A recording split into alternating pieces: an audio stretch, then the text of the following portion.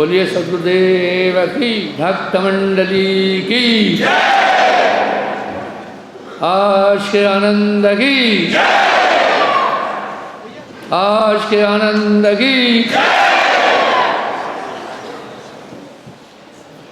मांडन का है, ब्रह्म का मांडन है, ब्रह्म का मांडन, धरती और आकाश, ये पूरा ब्रह्मांड ही ब्रह्मांड है। आज मैं योगा वशिष्ठ के माध्यम से, ये योगा वशिष्ठ मेरे पास करीब 55 साल से है।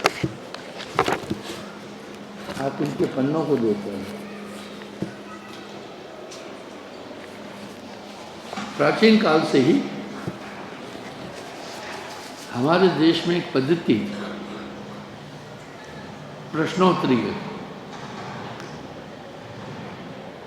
यही पद्धति ऋषि मुनियों ने अपनाई और यही पद्धति राम जी और वशिष्ठ जी के संवाद में आते हैं। यही पद्धति कबीर साहब धर्मदास के बीच पे आई, जो आज आप सबके सामने आ रही है। यही पद्धति वासुदेव कृष्ण और अर्जुन के बीच श्रीमद् गीता में हुई। इसमें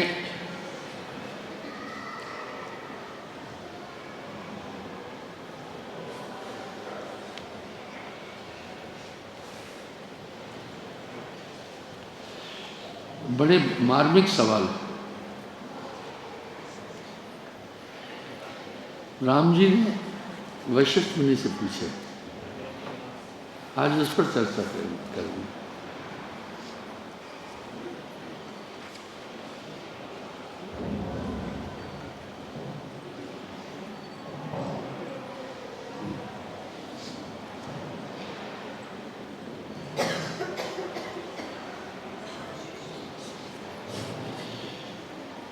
जगत है रैन का सपना,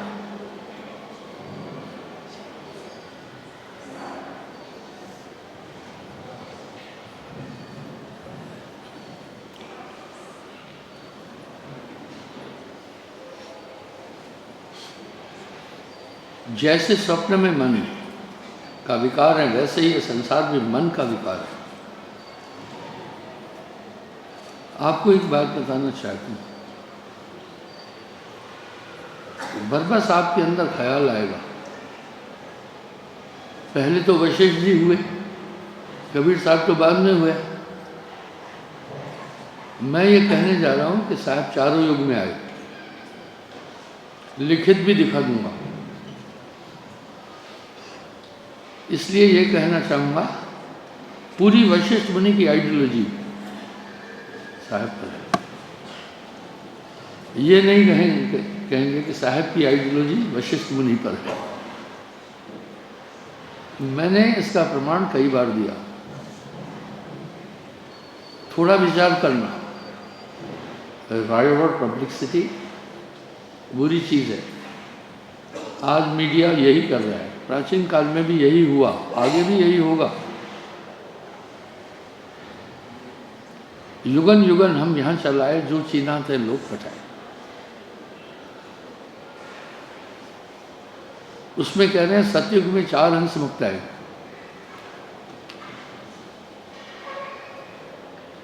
उनमें राजा हरिश्चंद्र और बिक्सी ग्वालिन भी थी। इसलिए मैंने एक लड़की का नाम बिक्सी रखा, और दुनिया में, भारत में, वर्ल्ड में किसी का भी लड़की का नाम बिक्सी आपने नहीं सुना होगा। इस तरह त्रेता में 7 हंसों को साहब ने दीक्षा दी। इसमें श्रृंगी आदि, दुर्वासा जी, मंदोदरी और कई विभूतियां हैं। द्वापर त्रेता के अंत में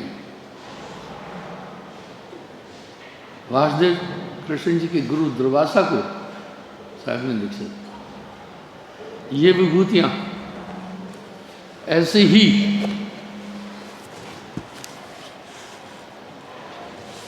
किंवदंती नहीं है, इसमें वजन है। उस देश की बात अगर आप देखेंगे तो सर्वप्रथम साहब ने ही बोली है। इसके प्रमाण मिलते हैं। जन्मअंग की साखियों में कबीर साहब के बारे में कहा है, अव्वल संत कबीर है, दूजे रामानंद, तासे भक्ति प्रकट भई, सात दीप नौखंड। इसलिए अब मैं आपको उदाहरण दे रहा हूँ। साहब कंप्लीट मन पर कंसंट्रेट है। कहत कबीर सुनो भाई साधो, जगत बना है मन से।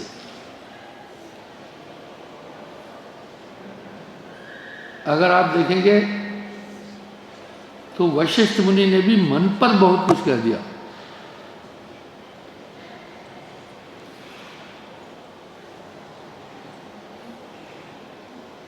जैसे स्वप्न मन का विकार है। हम जो स्वप्न देखते हैं ये मन की पूर्ण है।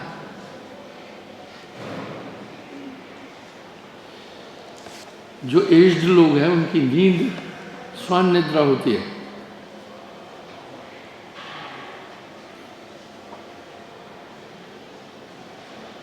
उनको गहरी नींद नहीं आती है। उनसे पूछना, जिन जिन चीज़ों का चिंतन या कष्ट है स्वप्न में वही घूमते हैं।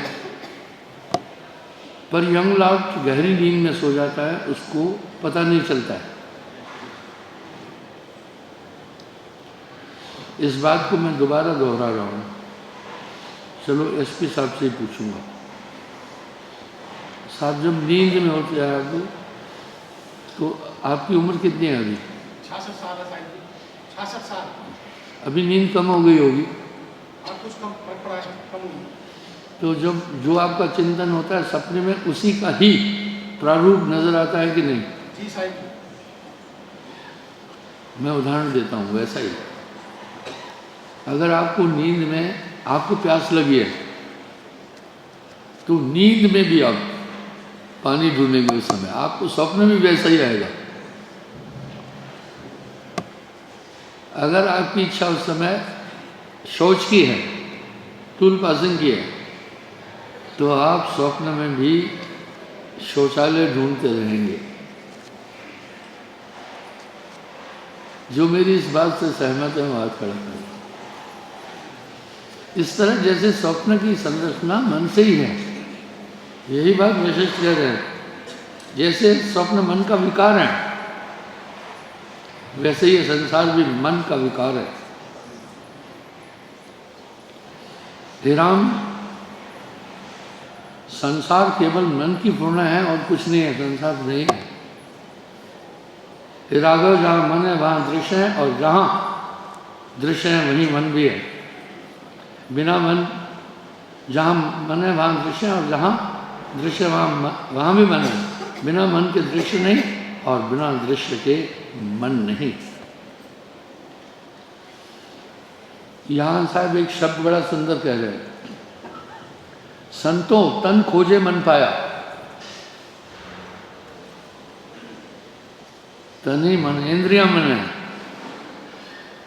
इसलिए जितनी भी ये कर्म ज्ञानी इंद्रियां हैं, सब मन की सहचरणी है। ये मन की आज्ञाकारी है सभी, आत्मा की नहीं। जीव पड़ा बहु लूट में, ना कछ लेन न देन, कबीरा ना कुछ लेन न देन। इसलिए जब मन का दमन हो तभी दृश्य की भ्रांति भी दूर हो सकती है। हमें पहले मन को समझना है। जब तक हम मन को नहीं समझ रहे हैं, उस पर हम नियंत्रण नहीं कर सकते। ये याद रखना। जैसे जल के 3 रूप हैं, ठोस, तरल, वाष्प। ये तीनों जल हैं। ये तीनों जल है, प्रमाण सामने है। पानी को आप आग पर रख दें, वाष्पीकृत हो जाएगा। कढ़ाई में पाव भर पानी डालना, आग पर रखना, उबल उबल कर उड़ जाएगा। कैसे उड़ गया? वाष्प बनकर। दरअसल वो जल ही है, वो जल का रूप है। जब टेम्परेचर -5 डिग्री हो जाता है या 0 डिग्री हो जाता है तो यही जल ठोस रूप धारण करता है, बर्फ बनता है। बर्फ जल ही है। ठीक वैसे ही समुद्र का पानी खारा है, नदियों का पानी अच्छा है, स्वादिष्ट है। समुद्र का पानी खारा क्यों है?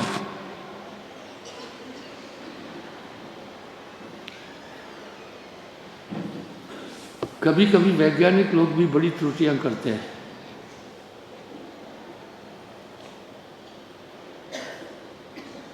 जल के संदर्भ में कहा, जल रंगहीन, गंधहीन और स्वादहीन है। बिल्कुल गलत। एक महापुरुष संसार के सभी जीवों को अज्ञान अवस्था में मानता है, चाहे वो कितना भी पढ़ा लिखा हो, पीएचडी हो, महान वैज्ञानिक हो, आइंस्टीन की तरह। वो जानता है इसने जो कुछ भी रिसर्च किया है बुद्धि के द्वारा किया है, इसके पास आत्मा ज्ञान नहीं है। कबीर एको जानिया तो जाना सब जान। कबीर एक न जानिया सब जाना जान अजान। क्या खूबी है ऐसी? उस एक को जानने के बाद अभीष्ट कुछ नहीं हो रह जाता है, जानने योग्य कुछ भी नहीं रहता। उसको जाना तो सब जाना, वो सर्व ज्ञाता हो जाता है। कबीर एको जानिया तो जाना सब जान। कबीर एक न जानिया सब जाना जान अजान। एक छोटा उदाहरण देता हूं। नामदान की प्राप्ति के बाद आप अपने आप को दुनिया में श्रेष्ठ मनुष्य में गिन रहे होंगे, चाहे आपकी क्वालिफिकेशन कुछ भी नहीं, पर अंदर से आपके हृदय में ये ढाढ़स होगी कि हम दुनिया के लोगों से बहुत उत्तम हैं, मेरा मुझ में कुछ नहीं, मेरा जो कह रहे हैं वो मानना है।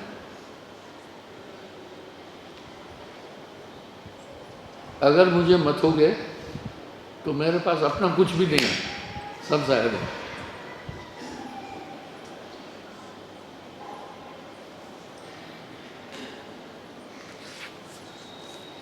तो सब साहेब है।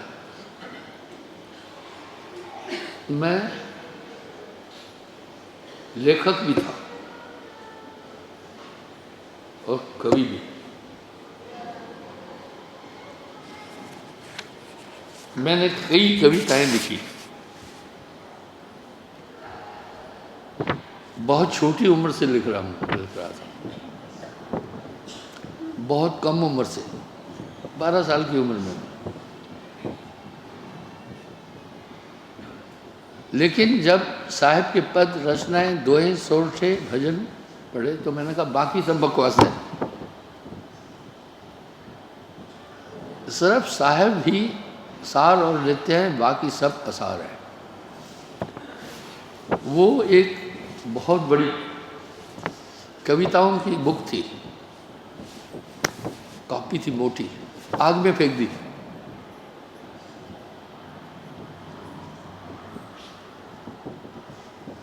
अब मैं गुरुदेव तक कैसे पहुंचा वो भी बताता हूं।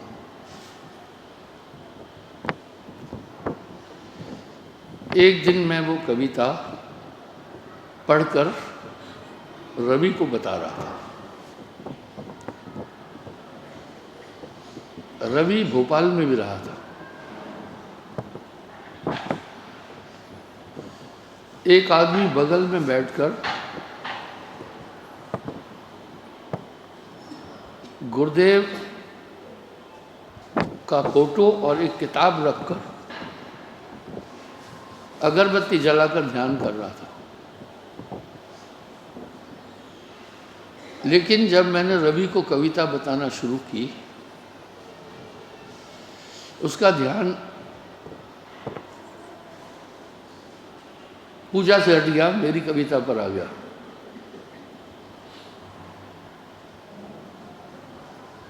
पाँच मिनट बाद जब उठा तो मुझे कहने लगा, मैं छोटा था, बोला आपकी कविता मैंने सुनी, अगर आप दीक्षा लोगे तो ब्रह्मांड में आपसे बुद्धिमान कोई भी नहीं हुआ। मैं एकदम आश्चर्य में आया। कविता क्या थी? शिलाओं के श्रृंगार को, फूल का बलिदान क्यों, पत्थरों के हर्ष को, जीव का प्रणदान क्यों, ये सब छवि परमेश्वर की, फिर इनसे भेदभाव क्यों। उसकी शीर्ष ये था कविता। मैंने उससे फिर उसकी तरफ मेरा ध्यान नहीं था, न तो उससे मेरा कोई परिचय था। मैं तो रवि के पास गया था अपनी कविता सुनाने के लिए। और कवि की एक आदत है, वो रचना लिखकर सुनाना चाहता है और तारीफ चाहता है। इसी तरह शायर और गीतकार भी है, तो जब कहते लोग उसको वाह वाह वाह वाह। आपने कई प्रोग्राम देखे होंगे, बोला इस कवि का हौसला बढ़ाने के लिए ताली बजाओ। मत बजाना, कुछ बजाना शुरू कर देते हैं। एक बार मैं किसी बात पर यूं किया तो लोग ताली बजाना शुरू कर दिए। मैंने कहा मत बजाओ ताली, तो और तेज से बजने लगी। अरे मैं बोला नहीं बजाओ ताली, और तेज से ताली बजने लगी। आखिर में मैं चुप हो गया। वो शायद ताली बजाओ मत नहीं सुन रहे थे, बजाओ ताली सुन रहे थे। एक छोटा उदाहरण देता हूं। मेरा सबसे छोटा भाई मुझसे 18 साल छोटा है।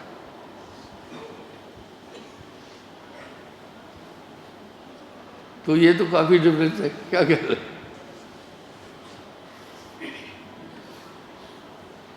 कहा ये पढ़ने लिखने में रुचि नहीं लेता है, मेरी माँ ने कहा। मैंने उसको कहा, मैंने कहा इसको पढ़ाता हूँ। मैंने कहा जो मैं बोलता जाऊँ वो बोलते जाना। उसने कहा ठीक है। छोटा था, मैं बोल रहा था, वो बोलता जा रहा था। एक जगह उसने गलत बोला तो मैंने कहा गलत बोला, तो वो भी बोला गलत बोला। मैं कहा नहीं बोलो, बोला नहीं, वो भी बोला नहीं बोलो। मैं बोला चुप है, वो भी बोला चुप है। मैं फंस गया था, क्योंकि मैंने ये बोला था जो मैं बोलता जाऊँ वही बोलता। अरे मैंने बोला भाई बात खत्म कर, वो भी बोला भाई बात खत्म कर। और वो बॉडी लैंग्वेज और एक्टिंग भी वैसे ही कर रहा था जैसे मैं बोल रहा था। फिर मैं बोला अब वो बात खत्म है, बोला अब वो बात खत्म है। मैं कहा अभी मामला ज़्यादा उलझ गया, मैं उठकर बाहर गया। मैं कहा थोड़ा घूम के आता हूँ फिर इसको समझ, क्योंकि मैंने ही तो बोला था, वो छोटा था। इस तरह आपने देखा होगा ना, जो कवि जिसका हौसला ताली बजाने से ऊपर होता है, उसका हौसला गाली से डाउन हो जाएगा। मैं ताली और गाली को एक ही मानता हूं। आपने देखा होगा मुशायरे, यहाँ भोपाल में मुशायरे काफ़ी होते हैं। कवालियाँ बहुत होती। साथ में भोपाल एक ऐसी सिटी है, ऐसी सिटी कहीं नहीं मिलेगी। आदि सिटी मुस्लिम विशिष्ट है, आदि न्यू भोपाल हिंदू विशिष्ट है।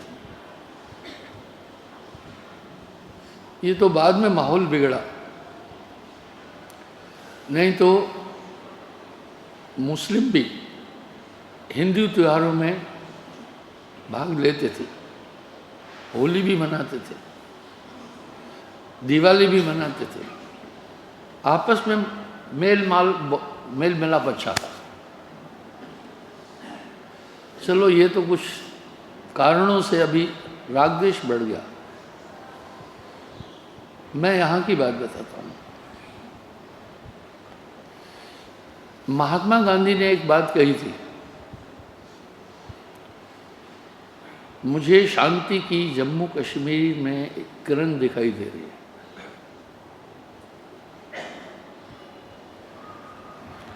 जितना जम्मू कश्मीर में हिंदू और मुसलमान मेल जोल से रहते थे, इतना दुनिया में कहीं नहीं रहते थे।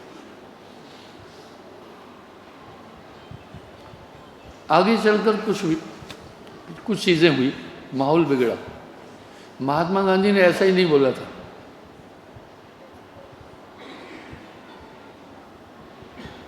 उन्होंने देखा और ये जगह शांति की है।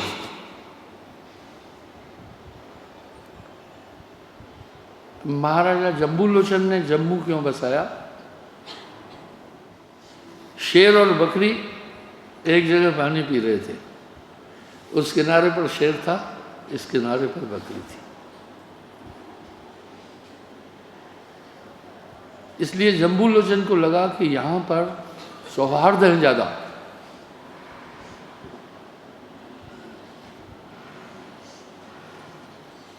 अब सवाल उठा, क्यों सौहार्द था इतना ज़्यादा? ये गहन प्रश्न है। ये बहुत शांत था, जम्मू कश्मीर बहुत शांत प्रदेश था। सवाल मेरा नॉर्मल लग रहा है, लेकिन इसमें बारीकी बहुत है। क्यों सौहार्द था ज़्यादा यहाँ? किया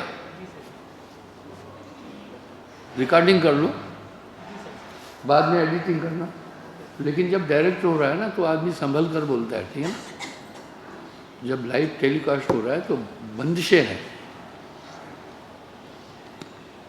तो मैंने, अब ये हम वायरल नहीं करना चाह रहे, वहाँ मेरा रिप्रेजेंटेटिव है,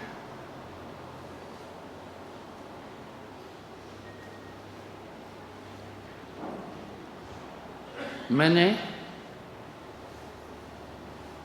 हरप्रीत से, हरप्रीत ना, पूछा, हम यहाँ भी हेल्प कर रहे हैं भाई, पर है तो सरस धर्म नहीं भाई, पर पीड़ा हम नहीं आजमाई। ये बड़ाई की बात नहीं है। मैं क्या हेल्प कर सकता हूँ? कुछ भी नहीं, कुछ भी नहीं। हेल्प आपके पैसे से करता हूँ।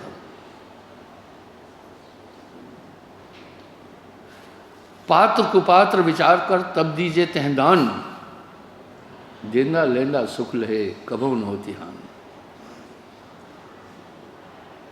इसलिए दान देने के टाइम पर 1000 बार सोचना है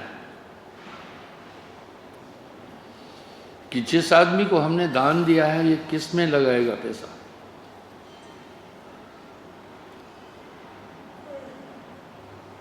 आपको एक उदाहरण देता हूँ। साहब ने हर चीज़ पर, जिंदगी कैसे जीना है से लेकर परम तत्व तक कैसे पहुँचना है, सब चीज़ें बोली।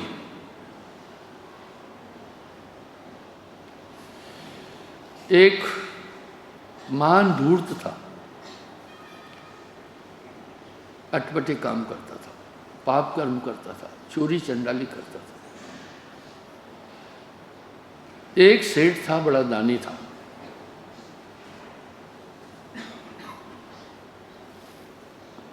रतन टाटा को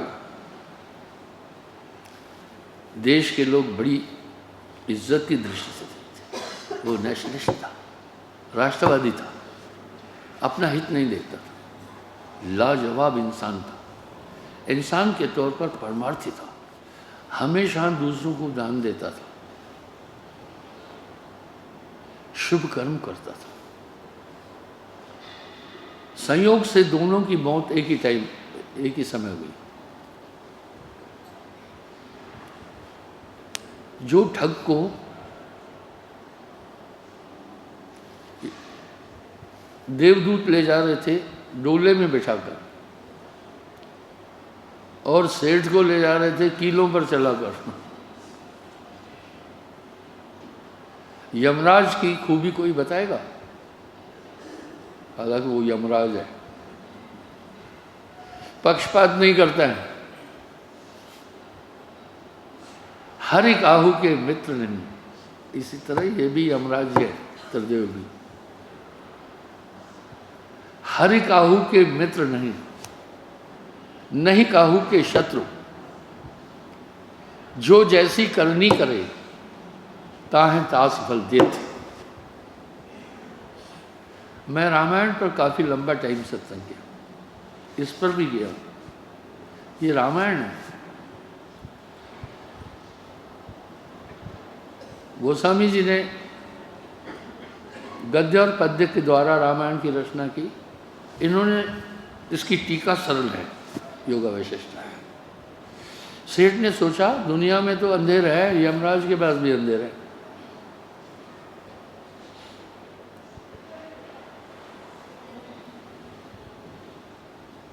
कहा धर्मराज से बात पूछेंगे। उम्र भर मैंने शुभ कर्म किए, दान पुण्य किया,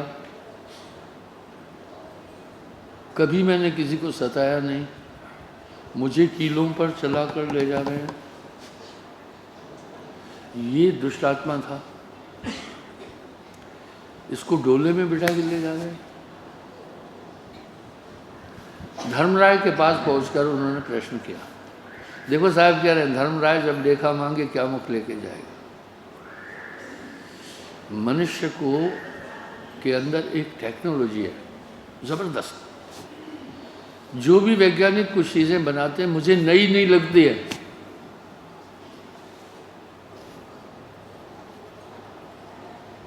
मुझे नई नहीं लगती।